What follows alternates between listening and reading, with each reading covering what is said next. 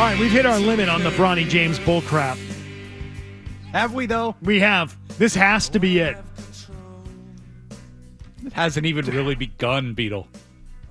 Hasn't even been a week No, yet. Wait until the season starts. I still have faith. They start rolling him out there to play 20 minutes a night with his dad. I still have faith that you might be able to get drafted in the NBA. You might be able to make a roster in the NBA because of nepotism, but you can't actually play and get minutes in the NBA because of it. Oh, I think you are underestimating the power of LeBron James. I've got to hope. How's he going to get better if he's not playing, Beetle?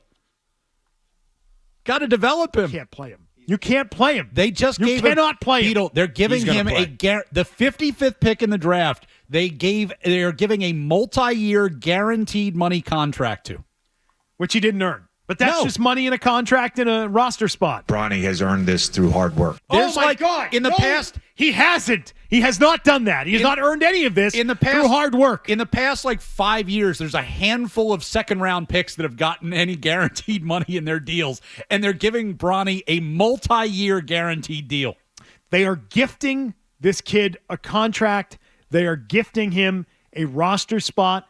They are gifting him a job in the NBA when some other player who is better than him would deserve it more. Now we're talking about the very bottom of rosters in the league. Okay? So there's not a great variation between the guy who does make the roster and the guy who doesn't. That's all, to be fair, worth mentioning.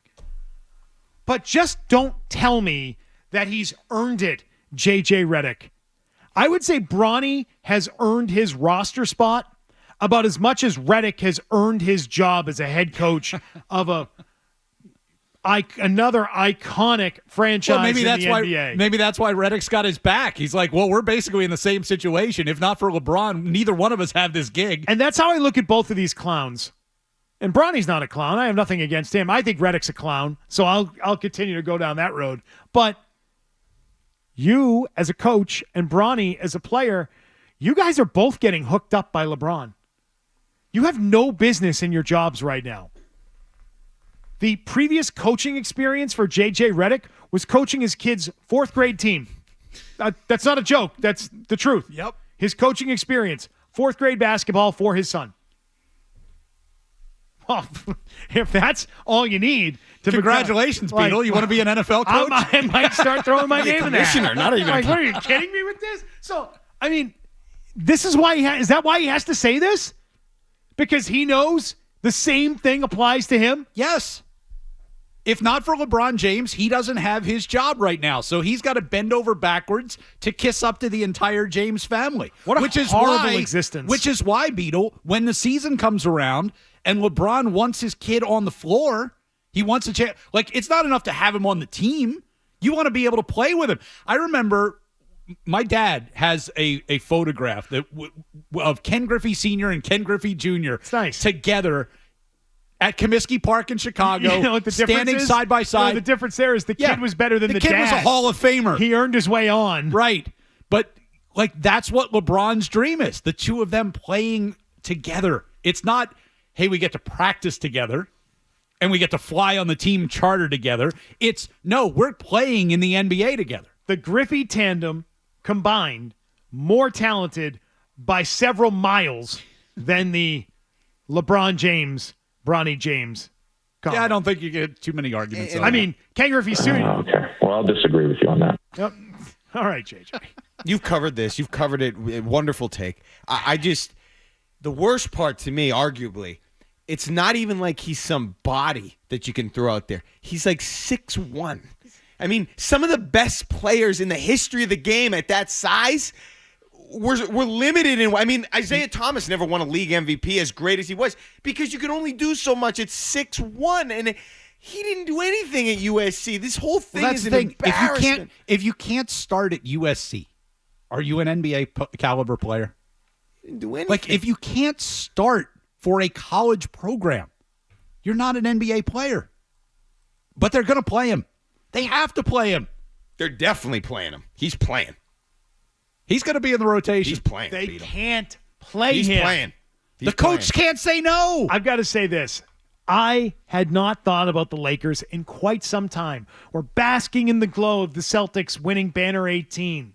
They've taken over again as the leader in this department, and they have all of their championships won in Boston, unlike the Lakers, who have split it between Minneapolis and LA, and they've got a fake one from the bubble in 2020.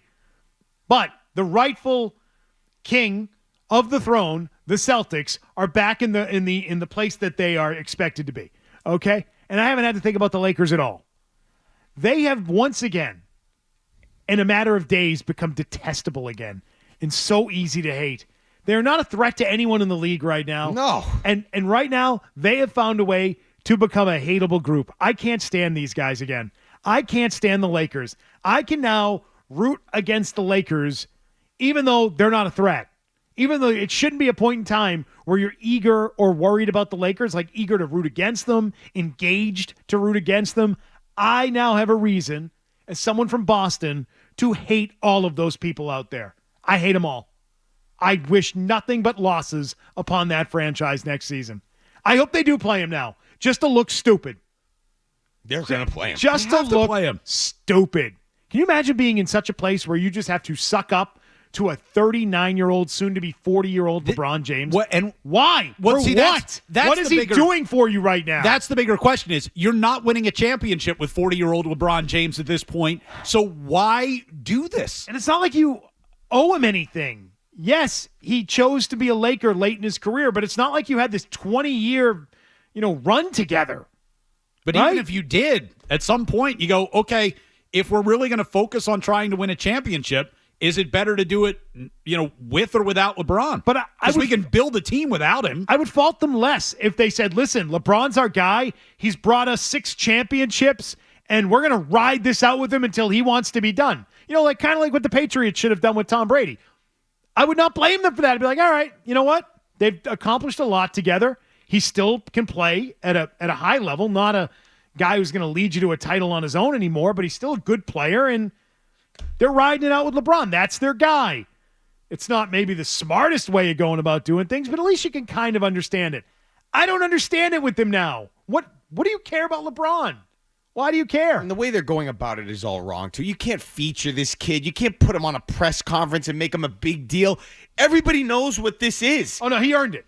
No, he earned it. Just ask Redick. He earned it. Look, I know he had the heart. I respect it. He came back. He had the heart issue. That's scary for the family.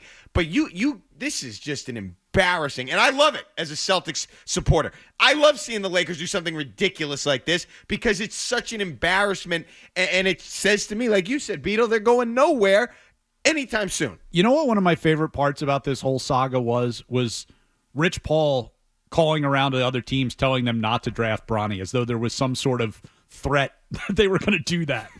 As if they wanted him. Right. It's like, they're tripping over each other. So anybody who's in the late second round tripping over themselves to get Bronny James to come in and do what exactly? I wish the distraction. Celtics had drafted him at 54 just to hold him hostage. Well, You want him? We'll take your 55, and you give us next year's 2. You can have him.